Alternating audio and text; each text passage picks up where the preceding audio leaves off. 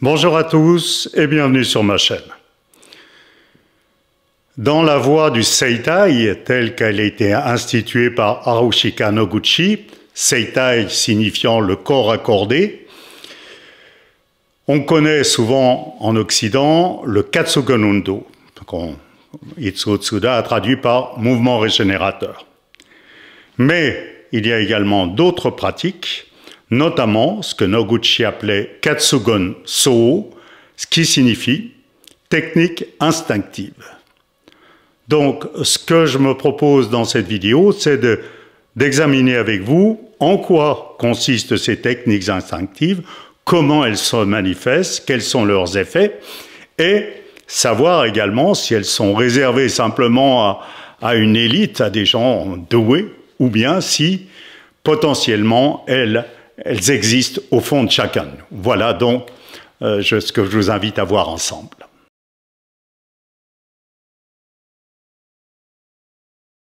Le terme Katsugon Undo, donc Itsuo Tsuda a traduit par mouvement régénérateur. Personnellement, je préfère le terme de réajustement spontané, mais le terme n'a pas d'importance. En tout cas, le sens initial du mot, c'est mouvement de la force qui est à l'origine de la vie. On peut dire de la force vitale.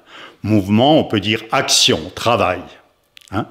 Dans le Katsugon Undo, dans le mouvement régénérateur, donc, cette force s'exprime spontanément.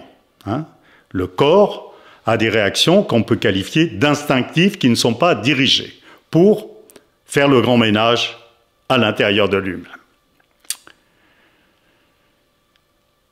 Katsugon Sō. Donc on retrouve Katsugon parce que l'origine, c'est cette même force vitale. Donc là, il s'agit de technique. Le terme Sō indique technique, alors que le terme Undo, dans Do, il y a voie, comme judo, aikido. Donc, Katsugon Sō, technique instinctive, ce sont des gestes ou des actions qui surgissent spontanément, sans être dirigés. De la même façon que le mouvement, dans les séances de mouvement régénérateur, tout ce qui se passe n'est pas dirigé. Alors, ce que j'aimerais dire au début, c'est que ça, on le connaît tous quelque part, à un autre niveau. Par exemple, si on se cogne le front et qu'on met la main, eh bien, on peut dire c'est une technique instinctive. Effectivement, le fait de mettre la main, ça active. Donc, ça active la réaction de l'organisme pour remettre les choses en place. D'ailleurs, cette technique instinctive, on l'utilise, mais d'une manière consciente, dans les séances de mouvement régénérateur. Quand on fait Yuki, on pose la main délicatement sur la colonne du partenaire et on expire par la main. C'est la même chose. Autre exemple de Katsugon Sō, si on veut absolument employer le terme japonais, technique instinctive, qu'on peut tous connaître. Si on a eu une journée stressante, on s'allonge sur le lit et il peut se produire que, spontanément, le bout des doigts se place sur le plexus solaire. C'est la zone des tensions. Donc là, c'est une sorte de Yuki, mais qui est plus forte parce que c'est plus concentré quand c'est le bout des doigts. Encore une fois, on utilise cette technique qu'on peut tous connaître d'une manière instinctive pendant les séances, en début de séance, dans les quelques gestes préparatoires, justement pour détendre le plexus. Voilà. Ça, c'est le niveau de tout un chacun. On peut connaître ce genre de techniques instinctives assez basiques, si je peux dire, même si elles sont très intéressantes déjà. Au niveau des fondateurs de pratiques thérapeutiques ou d'arts martiaux, etc., les maîtres fondateurs, on peut supposer que les techniques, au départ, elles leur sont venues comme ça. Les points, etc., ou les gestes, ils n'ont pas appris ça dans des livres, c'était les fondateurs, même s'ils ont pu s'appuyer sur des techniques préexistantes. Mais eux, ils avaient cette capacité beaucoup plus développée que le commun des mortels. Si je prends le cas d'Harushika Noguchi, donc le fondateur de Katsugon Undo, mouvement régénérateur, on raconte qu'à 11 ans, lors d'un tremblement de terre, ses mains spontanément allaient sur les gens. Et qui souffraient de dysenterie souvent. Ça déclenchait des réactions et quelques jours après, les gens étaient guéris. Et il racontait lui-même que même enfant, ses mains, elles allaient d'une manière incontrôlée, ce qui pouvait même le gêner parfois. Donc lui, il était tombé dedans quand il était petit, on peut dire. Hein, donc une sensibilité qui dépasse ce qu'on connaît tous. Voilà. Alors, ce qui me paraît intéressant, hein, parce qu'on peut admirer les capacités extraordinaires des grands maîtres, ok. Mais ce qui est intéressant, c'est pour nous.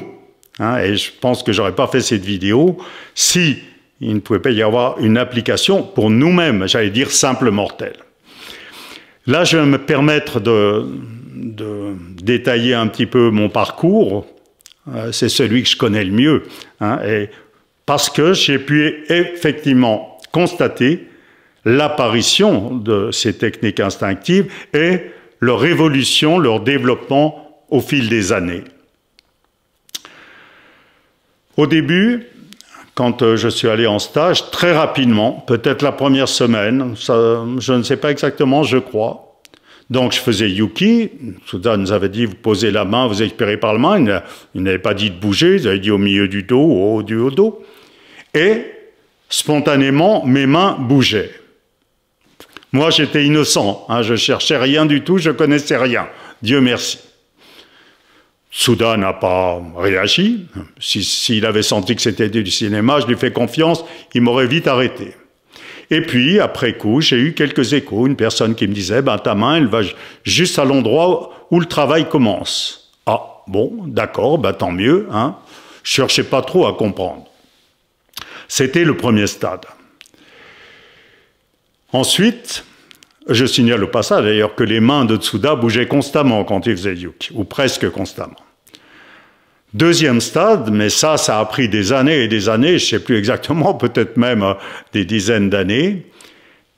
Mes doigts ont commencé à pointer sur tel ou tel endroit. Ah, Souda nous interdisait de le faire, parce que c'est plus fort. C'est une activation qui est beaucoup plus forte. Si ça tombe juste au bon endroit, c'est parfait, c'est une aide très importante. Si ça tombe à côté, ça peut faire des dégâts, ou en tout cas, c'est absolument pas conseillé. Mais là, je veille bien à ne rien induire, et que ça se passe vraiment spontanément. Il ne s'agit pas de jouer avec ça, hein, se prendre pour un grand sorcier, mais je constatais. Et la même chose, j'avais des retours, les gens me disaient, ben, une personne me disait, là, tu appuies exactement où appuie mon ostéopathe. Lui, il le faisait d'une manière consciente, volontaire, à partir de ses connaissances, 6 ans d'études, et moi, mon doigt allait.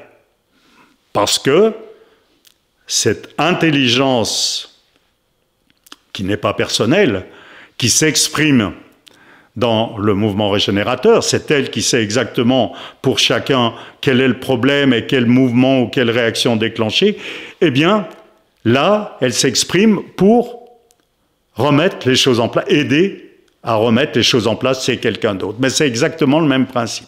Donc ça a la même justesse, si c'est vraiment ça, si c'est pas du cinéma, la même justesse et la même puissance que les réactions qu'il peut y avoir pendant une séance de mouvement régénérateur. C'est la même force qui est à l'œuvre. Voilà. Stade suivant, et ça date de peut-être une dizaine d'années, donc ça fait... J'ai commencé en 76, donc il a fallu du temps. Il y a des sons qui ont commencé à sortir de ma bouche, spontanément. Là encore, d'abord, je ne l'attendais pas, hein, et puis, bon, ça se passait vraiment tout seul. Je veillais à ne pas en rajouter quoi que ce soit. D'abord, c'est des sons qui, simplement, suivaient en intensité ce qui se passait chez la personne. Je me souviens d'une personne où l'intensité montait, les sons montaient, ça s'est arrêté devant, et dans la même fraction de seconde, ça s'est arrêté au niveau des sons. Si ça avait été volontaire, il y aurait eu un petit décalage, le temps que je réagisse. Là, c'était exactement dans la même fraction de seconde. C'est très spectaculaire. Et pour moi, c'était la caution, c'est-à-dire que c'était vraiment quelque chose d'involontaire et qui était en fusion avec la personne de devant. Sinon, ça n'aurait pas d'effet. Dernier stade de l'évolution, jusqu'à présent, ces sons ont évolué. Il y en a eu, maintenant il y en a toutes sortes. Ça peut aller de sons très graves, profonds, ça va ressembler à des mantras tibétains un peu, même si je ne cherche pas à faire des mantras tibétains. Ça peut être des sons très aigus, ça peut être des sifflements, mais des fois je siffle. Oh, bon. Et puis, encore plus curieux, j'allais dire, il y a des phrases. Depuis quelques années, il y a des phrases qui sortent de ma bouche dans une langue que je ne connais pas, sur des tonalités extrêmement diverses. Ça peut être des injonctions violentes, parfois, ou ça peut être comme une chanson douce qui rassure, toutes sortes. Et là encore, c'est complètement indépendant de ma volonté, je ne saurais pas le faire, c'est aussi simple que ça. Et des fois, j'ai pas fait de stage depuis quelque temps, on me dit, bah, si ça se trouve, ça a disparu. Et ça revient. Ah, ça revient pas tout de suite chez telle personne. Voilà. Pour chaque cas, c'est différent. Et dans l'accompagnement d'une même personne, eh bien, c'est très curieux, parce que des fois, par exemple, il y a des injonctions très fortes, et puis, ah, ça s'arrête d'un seul coup, et ça passe à tout à fait autre chose. Imprévisible. Là encore, c'est au fruit qu'on reconnaît la valeur de l'arbre. Ce que les personnes constatent, c'est que, effectivement, c'est une aide qui peut être considérable. Ça peut aider à ouvrir des portes qui auraient mis peut-être beaucoup plus de temps à s'ouvrir. Voilà. C'est simplement, j'allais dire d'abord, je remercie le ciel, parce que pour les personnes qui sont accompagnées, donc c'est une aide qui est plus forte que le simple yuki, même s'il ne s'agit pas de dénigrer le yuki, c'est un trésor. Hein? Mais je me souviens à une époque, quand je faisais des stages, il y a, je sais pas, 15 ans en arrière, des stages de week-end avec des gens plus ou moins désensibilisés, donc je faisais yuki, et j'aurais bien aimé être Noguchi, avoir un yuki 50 fois plus puissant pour aider les gens davantage. Maintenant, je ne prétends pas être arrivé au niveau de Noguchi. Il faudrait vraiment être inconscient pour le faire. Mais en tout cas, je constate que l'activation est plus forte. Du coup, ça aide les gens à rentrer plus rapidement, parfois dans la pratique, même si certains n'ont pas besoin de ça. Voilà. Autre aspect, je dirais, c'est un test. Hein? Il y a eu l'évolution progressive de ces techniques instinctives, de la même façon que le yuki évolue. Hein? Le yuki de quelqu'un qui fait depuis 10 ans, s'il a vraiment pratiqué le mouvement régénérateur, devient plus fort. C'est les gens qui le sentent. Hein? Donc ça, je l'ai constaté chez moi, et j'ai le plaisir de le constater chez des personnes qui pratiquent. J'ai des échos, ah ben son yuki maintenant, hein, voilà. Donc ça, c'est le signe que suite à la pratique, effectivement, il y a eu un nettoyage intérieur qui fait que cette force instinctive, cette force première, cette force vitale s'exprime plus fort dans la personne au cours de ces séances et à travers la personne dans le yuki ou dans les techniques instinctives. Voilà. Et puis cette force, suite à la pratique, elle va s'exprimer dans tous les secteurs de la vie. Je vous renvoie aux vidéos sur la gestion des problèmes du quotidien. Toutes ces intuitions, parfois fulgurantes, qui dénouent des situations, c'est cette même force qui remet de l'ordre dans le corps du pratiquant, de la personne qui pratique, qui remet de l'ordre à travers le yuki ou la technique instinctive et qui remet de l'ordre dans une situation à travers ces réactions qui peuvent être verbales ou tout autre, elles aussi inspirées, intuitives, instinctives. Voilà. Donc, évidemment, ça change la vie et ça permet d'une part donc d'en tirer un bénéfice personnel et aussi d'aider les autres dans ce travail de remise en ordre, de réajustement personnel. Voilà, j'espère que pour ceux parmi vous qui ont vu cette vidéo et qui ne pratiquent pas, ça donnera peut-être envie de pratiquer, c'est pas le but. Je le fais pour présenter. Après, comme on dit, chacun fait son miel. Voilà. Enfin, j'espère que vous en tirerez profit d'une manière ou d'une autre et vous donne rendez-vous peut-être pour une autre fois, pour une autre vidéo.